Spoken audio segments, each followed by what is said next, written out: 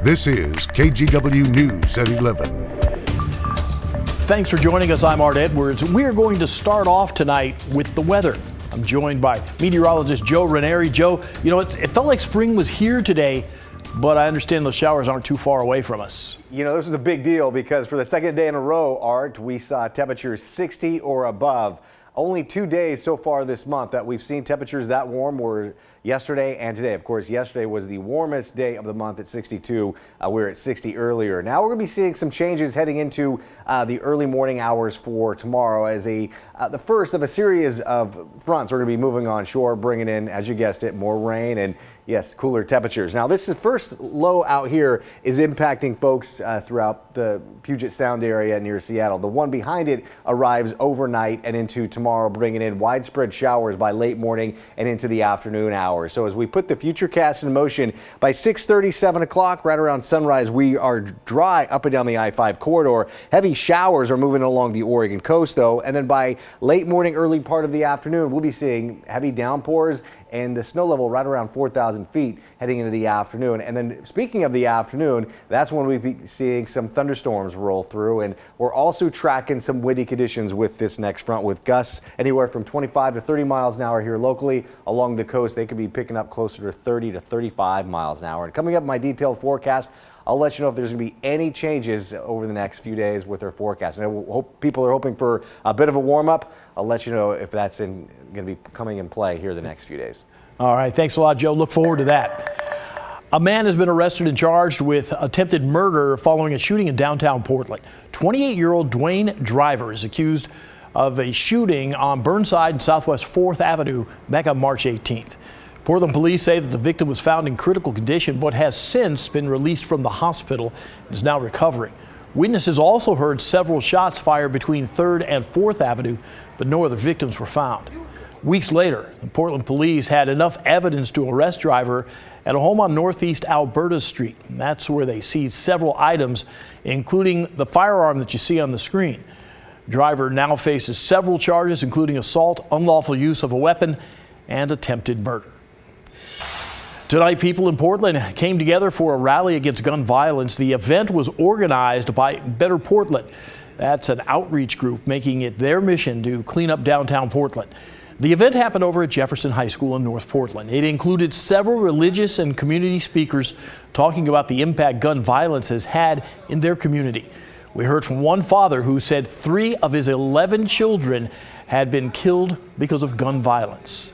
Because right now the streets are not safe for our youth. It's not safe, and it's our own people that's making it not safe. So we got to stand up as leaders of the community and work together. The rally also had gospel songs, food, and activities inside the high school's gym. A local band is warning other musicians tonight about a potential scam. Design Band didn't fall for it when someone tried to snare them, and they want others to know what happened to them. Design Band has been playing weddings and other events since the 1980s. They recently had something come up that they have never encountered. Someone using the name Matt claimed to be a groom and contacted Manny Keller, Design Band's founder. And Matt said, "Are you available at that date? And I would love to book you for my wedding. And I will send you a deposit check," which before I even asked for it. The check was supposed to be for $1,500. When it arrived, it was for over $3,800. And the printed name on the check was for a school in California.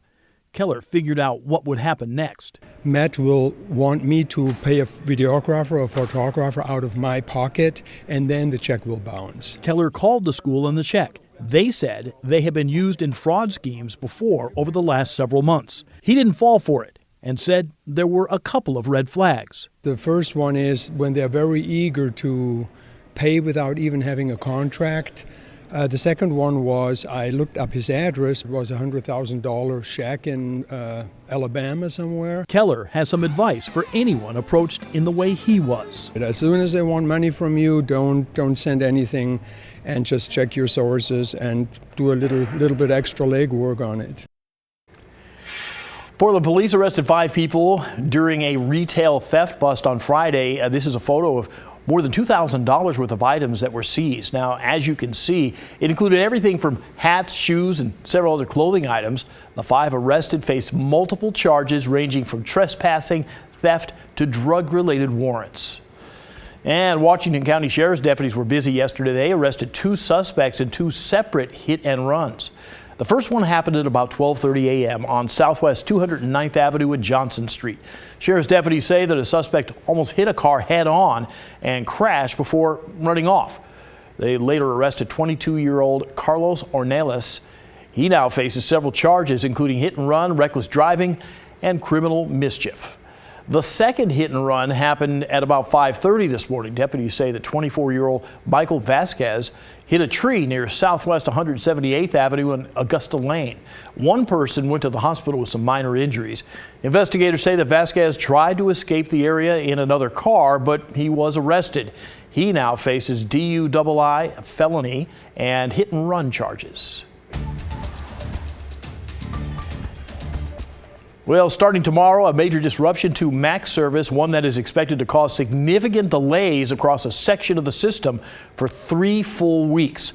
So how much extra time do MAX riders need to budget? Our Kyla Boshi went to find out. There are some big changes coming for people who ride MAX Light Rail. Starting Sunday, there will be service disruptions along one of the busiest stretches in Northeast Portland. Train service will be suspended for 3 weeks so that crews can add new switches and track. They'll also be doing other maintenance work along the line. It's going to cause a lot of problems. A lot. The maintenance has to be done, so, they got to do what they got to do. Here's a map showing the closure. MAX trains, including the green, blue, and red lines, will be suspended from Northeast 7th Avenue to the Gateway Transit Center. This will impact stops at 7th Avenue, Lloyd Center, Hollywood, 60th, 82nd, and Gateway.